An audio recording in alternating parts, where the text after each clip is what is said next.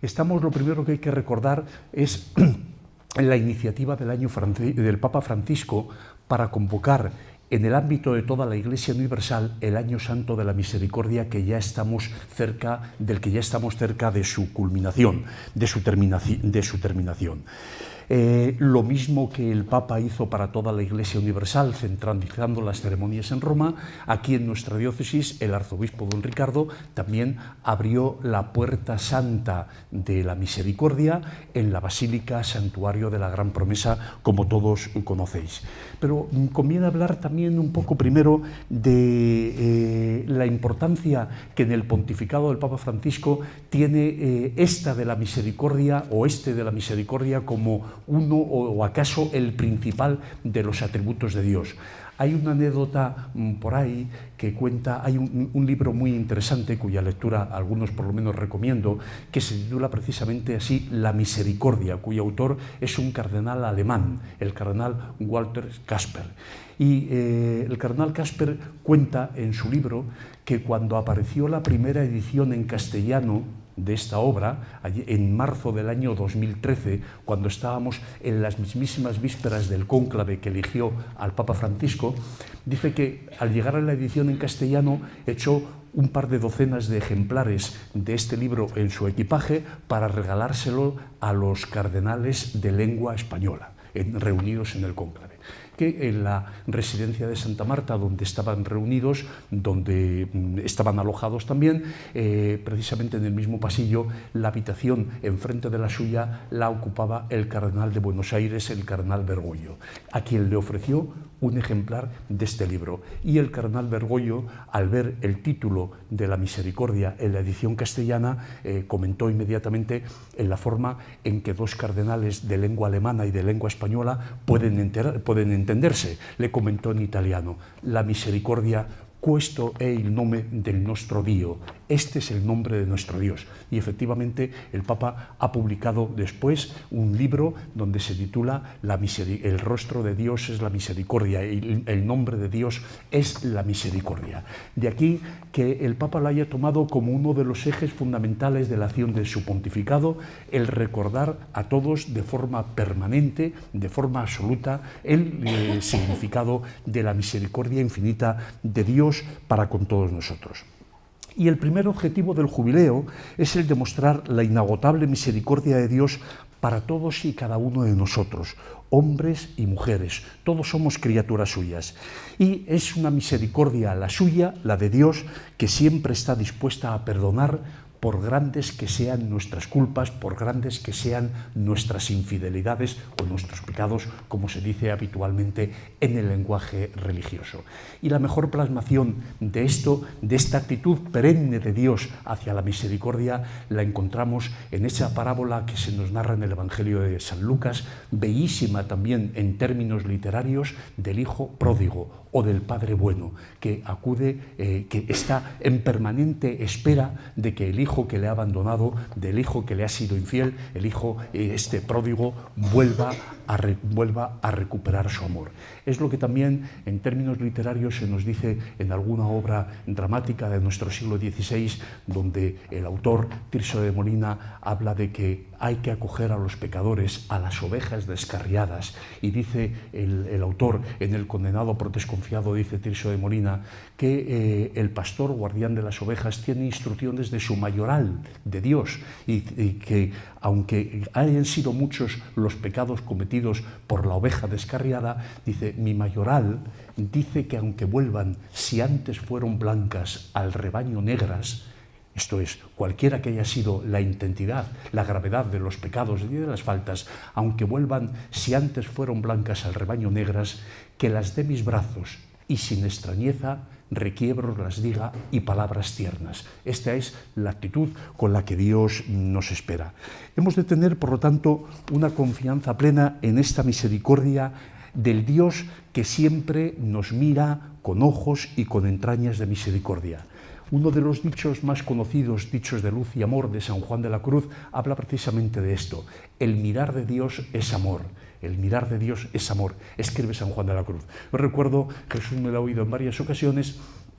que la primera vez que venimos a un acto de esta naturaleza, ya por el mes de finales de enero o principios de febrero, me encontré de sopetón y yo no sabía qué decir, no sabía cómo empezar, cómo orientar la charla, pero la pista me la dio inmediatamente el texto de la oración oficial por el Jubileo de la Misericordia que vamos a rezar entre todos antes de atravesar hacia afuera, como luego explicaré, la puerta santa de la caridad en la que nos encontramos. Y allí se nos habla de la mirada de Jesús a través de los evangelios, donde se nos dice que esta mirada de Jesús siempre se traduce en amor. Esa mirada de Jesús que fue capaz de rescatar a Zaqueo y al evangelista Mateo de la esclavitud del dinero a la que vivían atenazados, a la que vivían atados. Esa mirada de Jesús que se dirige de forma comprensiva y sin hacer seguramente demasiado caso a la no respuesta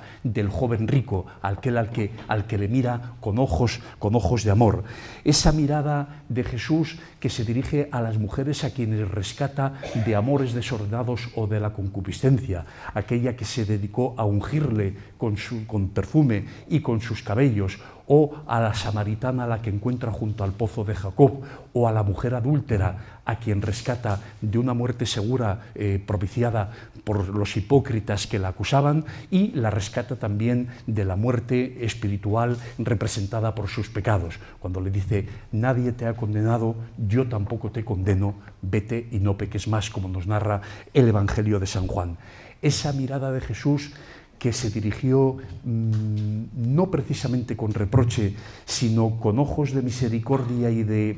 conocimiento y de comprensión de las debilidades humanas, hacia el Pedro, el discípulo, uno de los discípulos preferidos, que se había atrevido a negarle 3 veces. Esa mirada de Jesús dirigida al buen ladrón, a quien le promete estar con él en el paraíso en ese mismo día. Esa mirada de Jesús que se dirige a María Magdalena junto con el pronunciamiento de su nombre, o esa mirada de Jesús que con sus explicaciones hace arder el corazón de los discípulos de Emaús en la tarde del día de Pascua. En todas estas escenas se percibe claramente esto que decía San Juan de la Cruz, de que el mirar de Dios es amor. Y en este sentido, y animados por esta misericordia, por este amor de Jesús, por este amor de Dios, nos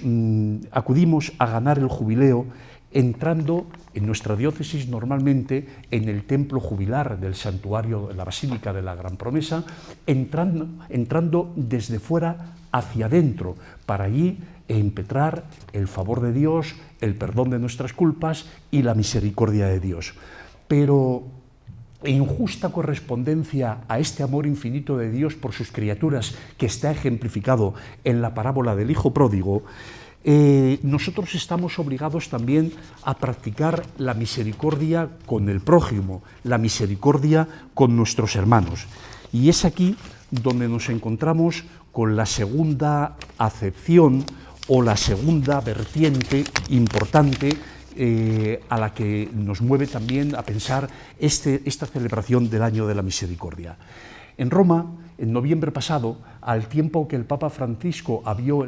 en las principales basílicas la Puerta Santa de la Misericordia, también quiso dejar un espacio importante para la contrapartida a la misericordia de Dios, que es el ejercicio de la misericordia con los hermanos, es el ejercicio de la caridad, es el ejercicio del amor. Y así, en un enorme complejo asistencial promovido por la Cáritas Diocesana de Roma, abrió el Papa Francisco la Puerta Santa de la Caridad. De la misma manera, nuestro obispo don Ricardo, pocos días después, abrió también la Puerta Santa de la Caridad en este complejo donde hoy nos encontramos, donde se aúna la acción de los padres paules que regentan la parroquia, esta acción de los padres representantes de una congregación religiosa que se dedica por completo al ejercicio de la caridad. Este ejercicio de la caridad que quizás se puede apreciar de forma más palpable en la rama femenina, en las hijas de la caridad que atienden normalmente hospitales, centros de salud, orfanatos de todo tipo, pero que que está centrada, está personificada en los dos grandes fundadores, Santa Luisa de Marillac y San Vicente de Paúl, que fueron unos auténticos gigantes de la caridad en la Francia de su época, en la Francia opulenta del siglo XVII, de Luis XIV, que regía los destinos del mundo, pero donde también se daban situaciones de pobreza, situaciones de angustia, situaciones de miseria a las que el santo fundador Vicente de Paúl y Luisa de Marillac trataron de poner algún remedio, algún tipo de solución, y nos han dado el ejemplo con ello. Y en este complejo, en este centro donde hoy nos encontramos, se aúna la acción de los padres paules con su parroquia con la acción asistencial de Cáritas que ha montado el complejo al que se ha referido Jesús en sus explicaciones. El comedor de la caridad para quienes les falta la atención, esta atención primaria en los domingos y días de fiesta, es este servicio asistencial de carácter higiénico que completa, y todas estas instalaciones en las que nos encontramos. Y aquí se encuentra la Puerta de la Caridad, en la que, a diferencia de la que hay en la Basílica Santuario, donde el jubileo se gana entrando para pedir la misericordia de Dios, para pedir el perdón de Dios y la confirmación en nuestra fe, en el caso donde nos encontramos, el jubileo de la misericordia se gana en la Puerta de la Caridad, saliendo por ella, porque es saliendo de nosotros mismos. El Papa Francisco habla repetidas veces de que quiere una iglesia en salida, en búsqueda, saliendo de nosotros mismos, saliendo de la iglesia al encuentro de los hermanos necesitados, es como estamos obligados al ejercicio de la caridad y a corresponder al amor que Dios siente para con nosotros. Y si el ejemplo paradigmático del amor de Dios a todos y cada uno de nosotros era el de la parábola del Padre Bueno, del Hijo Pródigo, por el contrario, o en sentido opuesto, el ejemplo paradigmático de nuestra correspondencia al amor de Dios, el amor que hemos de tener a nuestros hermanos, el amor al que Jesús nos surgió en el mandamiento del que nos habla San Juan en el capítulo 13 de su Evangelio. Os doy un nuevo mandamiento, que os améis unos a otros como yo os he amado. Este ejemplo de amor a los hermanos lo encontramos también en la parábola, también extraordinariamente bella en términos literarios, del buen samaritano con la que hemos iniciado la oración del día de hoy. El ejercicio de la caridad siempre es necesario entre los cristianos. La caridad es la virtud que nos distingue. Jesús vino, como dice también el Evangelio de San Juan, dice ese fragmento solemne que se proclama en la misa del Jueves Santo, que Jesús, habiendo comprendido que llegaba el fin de su presencia en el mundo, dice que habiendo amado a sus amigos, a los suyos que estaban en el mundo, los amó hasta el extremo, los amó hasta donde no se puede amar más. Nadie tiene mayor amor que el que da su vida por los hermanos, nos dice San Juan, y esto es lo que hace precisamente Jesús. Y se nos demuestra para nosotros que nunca estará de más el servicio de la caridad. A mí hay una de las ideas que siempre me impactó, me pareció muy interesante, de la primera encíclica del Papa Benedicto XVI, aquella de Deus Caritas es en el número 28, cuando dice textualmente que no hay orden estatal, por justo que sea, que haga superfluo el servicio de la caridad. Esto es, primero está la justicia. A nadie podemos pretender darle por caridad lo que le debemos por justicia. Pero por muy justa que sea la ordenación de una sociedad, por muy justos que sean sus instrumentos de gobierno, nunca jamás estará de más, será superfluo el servicio de la caridad, como nos dice el Papa Benedicto. Y el servicio a los hermanos necesitados se concreta en la práctica de las obras de misericordia, quizá bastante olvidadas en los últimos tiempos, las espirituales y las corporales, que se explicaban en los catecismos antiguos. Estas obras de misericordia, la atención múltiple a los necesitados, la enseñanza, el consejo, la paciencia para con los defectos ajenos, la obligación, el deber de orar por los demás, siguen teniendo plena vigencia y actualidad aunque necesiten adaptarse a las situaciones actuales. Por ejemplo, en nuestro mundo normalmente no hay esclavos físicos a los que redimir, como en la Edad Media las órdenes que se dedicaban a esto. Pero sí tenemos muchos hermanos nuestros a quienes tenemos que ayudar a rescatar de la esclavitud que supone el mundo de la droga, el mundo del alcohol, el mundo de la prostitución, el mundo del juego y tantas otras esclavitudes de esta naturaleza como se dan en nuestra época. Y por encima del plano personal, las obras de misericordia tienen su traslación también a la esfera colectiva y también al plano internacional mediante la ayuda y colaboración que los países ricos, las sociedades opulentas, están obligados a prestar para el necesario desarrollo de los países últimos, de los países empobrecidos, y para la erradicación de la miseria extrema que padecen, que sufren los pueblos más atrasados de la tierra. De ahí va, de esta materia va la doctrina social de la Iglesia, la última encíclica de Benedicto XVI, Caritas in Veritate, y por estos derroteros también va igualmente la encíclica del Papa Francisco, publicada hace poco más de un año, Laudato Si, sobre el cuidado de la tierra, pero con el convencimiento absoluto de que el cuidado de la tierra implica necesariamente cuidar de las personas, cuidar de nuestros hermanos, y que en la medida en que cuidemos de la conservación del medio ambiente, estamos atentos también a cuidar de nuestros hermanos. Y hemos de ejercer las obras de misericordia como Jesús nos reclama, siempre. Como le dice a Pedro, hay que perdonar hasta 7 veces, y Jesús le dice que no hasta 7, sino hasta 70 veces 7. Y en la forma que Jesús nos indica en la parábola de los 2 deudores, recordáis aquella que en el rey el Señor perdona una cantidad exorbitada, una deuda exorbitada, y luego él se ve incapaz de perdonar una pequeña cantidad al amigo, al pobre, que le requería la misma misericordia. Hemos de obrar siempre con misericordia, siguiendo estos ejemplos, recordando el mandamiento del amor al que Jesús nos urge en la última cena, según nos narra el Evangelio de San Juan, y recordando también aquel otro dicho de San Juan de la Cruz, de que a la tarde de la vida, en la postrimería de la vida, cuando comparezcamos, a la tarde de la vida te examinarán en el amor. El Señor Jesús nos mostró la conducta a seguir con la definitiva parábola del juicio universal que nos narra el capítulo 25 del Evangelio de San Mateo.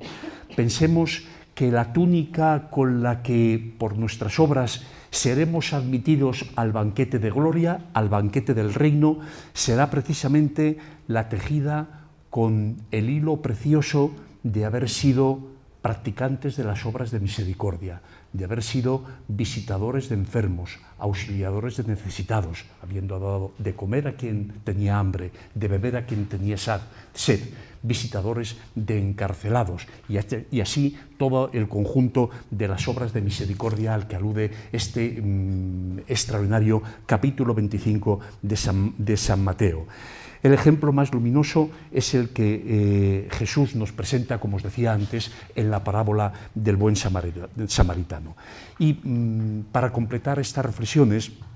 quiero hacer una referencia al compromiso cristiano prácticamente general entre todos vosotros, de laicos comprometidos en trabajar por el reino de Dios aquí y ahora, porque el reino de Dios se nos promete para el más allá, pero el reino de Dios se construye aquí, con nuestra obra, con nuestro trabajo, con nuestra atención a los hermanos, con el ejercicio del voluntariado, con vuestra colaboración en las tareas parroquiales de la comunidad, de catequesis, una genuina obra de misericordia espiritual,